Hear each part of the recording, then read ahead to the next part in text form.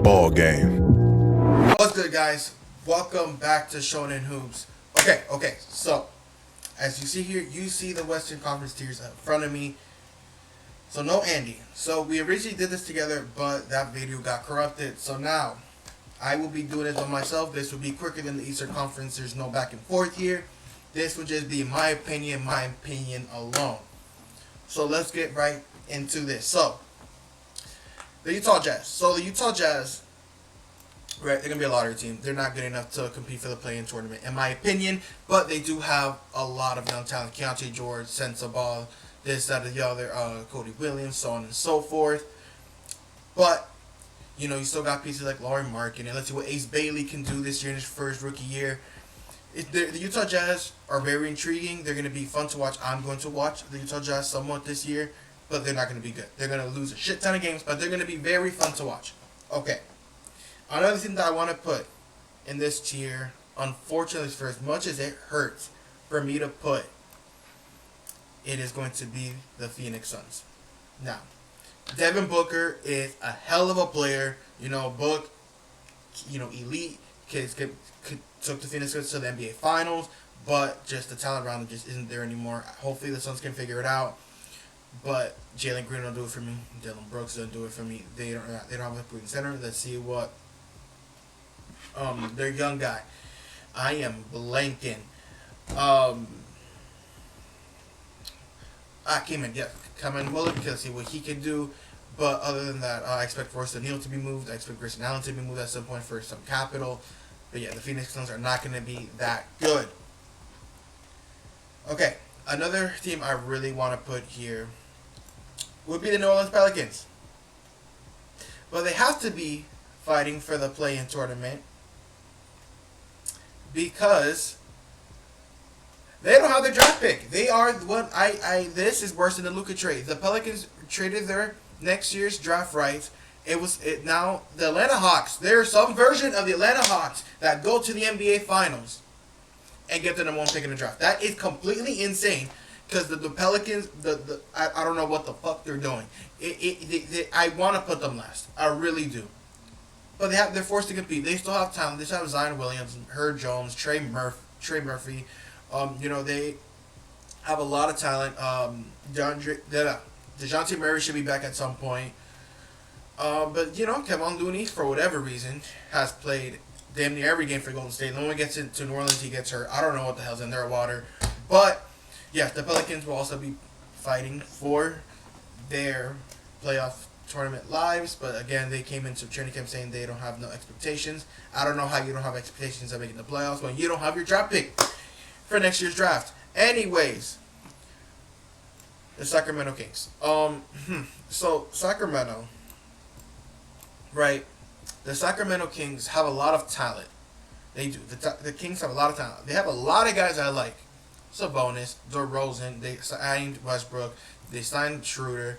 They still got Malik Monk, Zach LaVine. I just don't like their fit. In any way, shape, or form, I just don't like their fit. They don't have a true center. Sabonis is the offensive hub. DeRozan and Westbrook, I don't think can play that much together. Neither of them can really shoot from beyond the arc. So I guess you're kind of forced to start Schroeder unless you play both Schroeder and Westbrook off the bench and you run a non-point guard lineup. I don't know. I don't know what the Sacramento Kings are doing. They extended Keegan Murray. Keegan Murray shows to be in the starting lineup as well. But I don't know what the Kings are looking at. Keon Ellis is another guy I'm intrigued by for this year, but I don't like the Kings. The Kings, if they were able to move some of their pieces around for guys that fit, I think they could be a hell of a team. They have hell of a talent. I just don't like the fit whatsoever.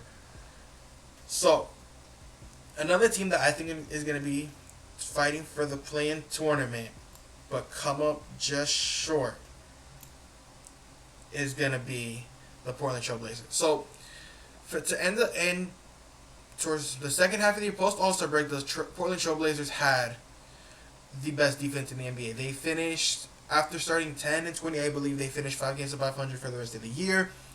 I like a lot of the young talent. Jeremy Grant should not be starting whatsoever. They have Danny Adiha, Hansan, It really intriguing. Klingon is out there. You know, you have let's see what Scoot Henderson can do. But he's not gonna be ready to start the season. The Blazers, you know, they trade away Anthony Simons. They have Drew Holiday, so Drew Holiday should be a very good mentor for Shane and Sharp to see what the starting backcourt should look like. I think it should be Holiday and Sharp if they want to compete. Chauncey Billups got extended to be the head coach for the Blazers, so I really like that for the Blazers. So, but I don't think they are gonna be in the playoffs. I think one more year, possibly when they get Dame back next year, which is a really good field story for this season. And the Blazers might make the playoffs. They'll be just short, but you know.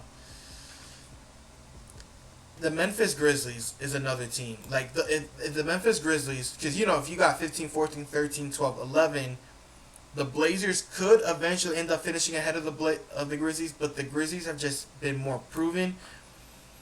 But the Grizzlies are just injury prone. So if the Grizzlies go ahead and deal with injury problems, then, you know, John Morant is already in question to start the year. Jaren Jackson, who I predicted would not be able to start the year, already played one game in the preseason thus far, so I guess he should be ready. But Zach Edey isn't already not going to be ready. Scottie Pippen Jr. just got a procedure done. So the Grizzlies are already facing injuries, and that's a problem. They don't have Desmond Bane to carry an offensive load this year either. I don't want to talk about KCP personally, so I'm not. But, you know, the Grizzlies have way too many injury concerns for me to put them any higher, to the point they might miss the playoffs altogether. The Blazers might finally get back into the playoff groove, let the young time continue. But for being proven of Jaren Jackson Jr. and John Morant, respect for them, I'll put them as like at the top of the tier of fighting for that play-in tournament spot. So reigning the San Antonio Spurs next. This is just because I have them this low. You know, Victor Wembanyama is my damn near. He's gonna be Defensive Player of the Year this season. I don't know if they're going to be. I don't know. I don't know if I like the fit of De'Aaron Fox and Victor Wembanyama. There's not a shooting around them. Harrison Barnes arguably is their best shooter that's going to be seeing time. I don't know if Stephon Castle or Dylan Harper are these shooters that the Spurs need, especially next to Fox and Victor. Shohan can't really shoot either. So it's going to need guys to step up, take leaps, and we didn't see any time of Fox and Wemby. They played a whole, 3 games together before injuries took them down last season. So we need to see this. There's going to be a learning curve between Fox, who might not even be ready to start the year either. But I think Victor Wembanyama and De'Aaron Fox as talents are so elite. Victor should be healthy throughout the year, you know, knock on wood. But the Spurs should finally be in the play-in tournament and see postseason play. 12, 11. Now for the 7-8 games, it's tough. This is really tough. But this is where I'm going to put the Dallas Mavericks. Now, the Dallas Mavericks are extremely talented. Cooper Flag has looked good during the preseason. Klay Thompson has looked decent. D'Angelo Russell has looked surprisingly decent. But defensively, it's scary. Having to rely on Anthony Davis to remain healthy all season long is scary, especially with no Kyrie. Again, if Kyrie was healthy, I put them a lot higher. You still got Gafford and Derek Lively. Anthony Davis should play the 4. But I don't know how much I like AD playing the 4 offensively. Defensively, it's whatever. Anthony Davis is elite defensively. But now you're kind of forced to have Anthony Davis be an offensive hub because he's not really out there to spread the floor and shoot threes, 8, 9, 10 threes a game in this modern NBA. So now you have to question how can you make it work? Because unless Lively is going to take a jump of being able to spread the floor to these corners, it questions how this offense is going to look. But Point Cooper Flag has looked great. Now, for the 7th seed to leave the all-play-in tournament, that this is tough because these teams, the majority of the rest of these teams, makes it interesting. But we have to put one more team in the play-in tournament. Correct? 15, 14, 13, 12, 11, 10, 9, 8. Yes, one more team.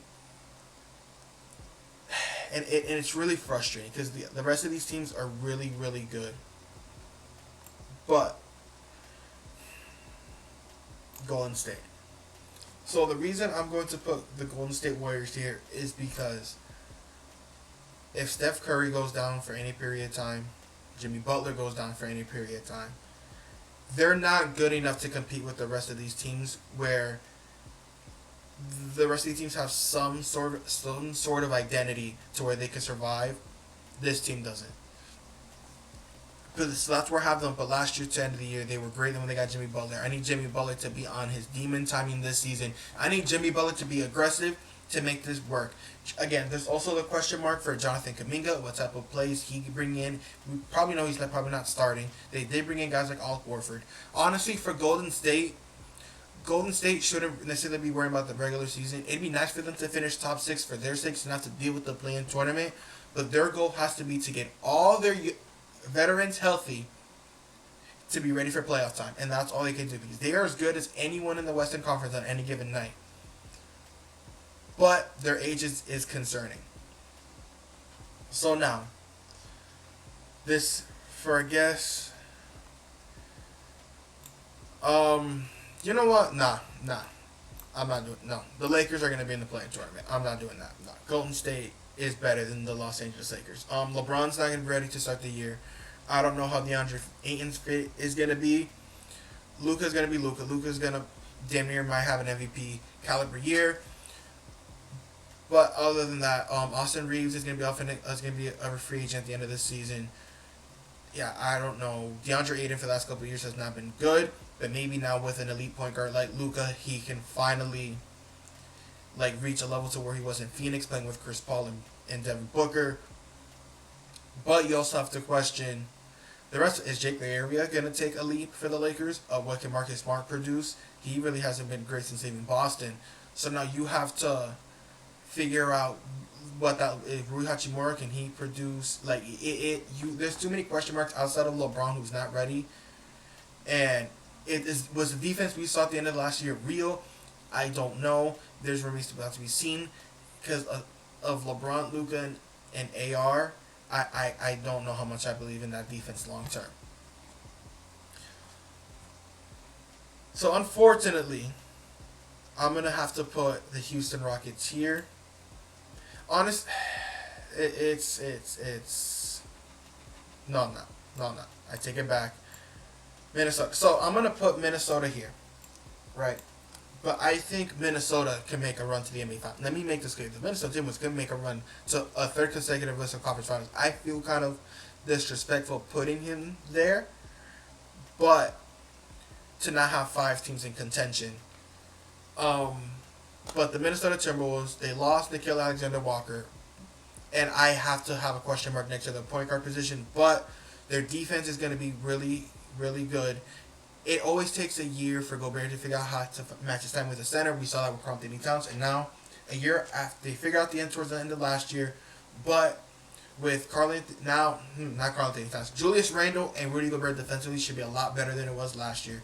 Anthony Edwards is going to take another leap, but now they have to answer, is Rob Dillingham ready to step forward as a starting guard next to Anthony Edwards, or are we going to have to still rely on Mike Conley? Naz Reid is still there. Naz Reid should produce as another 6 man of the year. McDaniels, what type of offensive game is McDaniels going to produce this year? He's great defensively, but we don't know what we're going to get out of McDaniels. If McDaniels could take another step offensively and be a clear-cut third option for the Timberwolves, then we're getting somewhere. But a lot has to be looked at for the point guard spot, and which is why I have the Rockets here as the first contender. No, they're going to be a playoff. I have them as a playoff team because their floor, I'm not so worried about their floor as being an elite regular season team. This is more concerned of losing Fred VanVleet for playoff time.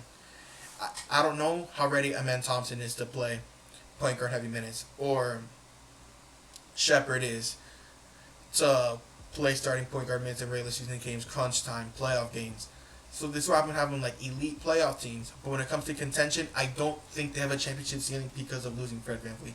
Şengün and Kevin Durant are going to be offensive hubs all season long, play through either of those guys.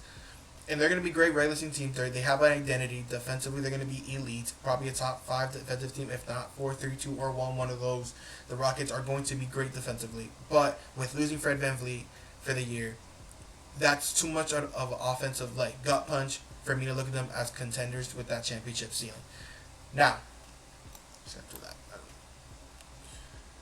the Clippers. The Los Angeles Clippers, I may be wrong. I might burn out and completely be wrong. This might be Brooklyn Nets 2.0 we saw damn near a decade ago when we saw Darren Williams, Joe Johnson, Paul Pierce, Garnett, Brook Lopez, AK-47, so on and so forth on that roster. But now you have James Harden, you have Bradley Beal, you have Chris Paul in that backcourt. Chris Paul likely coming off the bench. You have ways to keep those guys healthy because you have such high IQ and talent in that backcourt, even though they are old. This is Chris Paul's final year as well. You brought in Brook Lopez, who is old, but now he's no longer starting. He is backing up Zubac, which Zubac might be damn near top 5 center in the NBA. Got to give Zubac a lot of love. Zubac was great last year. We have Windy, much respect to Windy, who said he will be All NBA. Kawhi Leonard has looked great during preseason. You have Derrick Jones Jr. You brought in John Collins. So now there's a way. I think offensively they're going to be great. It's going to be up to Tyronn Lue and Jeff Van Gundy to figure out how to have this team good enough defensively to get through the regular season. When it comes to playoff time, there's enough talent here where I believe in them to where they could make it to the NBA Finals, assuming Kawhi does not get suspended for planting trees. Okay, okay. For respect purposes, I'm gonna put the Denver Nuggets second. Now, the Denver Nuggets gave the Oklahoma City Thunder hell. They took them 7 games, and that ended up being with Michael Porter Jr. with one arm and Aaron Gordon with one leg by the end of that series. They went 7 games. I think the Denver Nuggets had arguably one of the best off seasons for the summer for the NBA. You brought in back Bruce Brown. You brought in Valanciunas, finally a real backup center for Nikola Jokic. You traded away Michael Porter Jr. for Cam Johnson. Cam Johnson's a better fit, a better defender than MPJ, and arguably just as good a shooter. We're going to need Jamal Murray to be consistent this regular season because this Western Conference is real, but the Denver Nuggets are real. Aaron Gordon, I expect might end up being the second option, especially with how he played during the playoffs. He was great. And I really like this Denver Nuggets team. This Nuggets team might be better than the Nuggets team that won the championship. So the Nuggets might end up going to the NBA Finals. But for respect purposes, and we haven't had a back-to-back champ in years, not since Golden State, so we have to, but the Thunder didn't lose anyone they damn near brought their whole roster back from the championship roster last season. J-Dub may not be great to start the year, but that's fine. They proved last year that they can win regular season games without being healthy. We saw Chet and Ihart miss plenty of time last season, especially both, and some of them were parallel to each other where they didn't have a starting center. But now everyone's healthy but J-Dub to start the year. J-Dub should be coming back eventually, probably around November, if not early December, which is fine. The Oklahoma City Thunder are going to be elite defensively. They're all young and progressing, so there shouldn't be a layoff. But yes, the Oklahoma City Thunder and the Denver Nuggets, that might end up being what the NBA Finals truly feel like. And so one of the teams come out east. But the Nuggets might end up taking out the Thunder. But for respecting purposes, I'm not going to say and disrespect SGA, Chet, so on and so forth. SGA is an MVP. The Thunder were the number 1 seed last year. The number 1 team defensively, and I don't see why that shouldn't continue. For the regular season, playoff time, we will see what we see out of the rest of the Western Conference. But let me know in the comment section down below, what do you guys think of the Western Conference? Am I tweaking on any of these teams? Do any of these teams belong up, down? Again, these are in tiers because I expect these teams to, a game could differentiate to 3 from 5 seed, but that's why I want to put them around here. But someone in someone order, this is how we're going to look, how I predict the Western Conference to go. Thank you guys for watching. See you guys next time. Peace.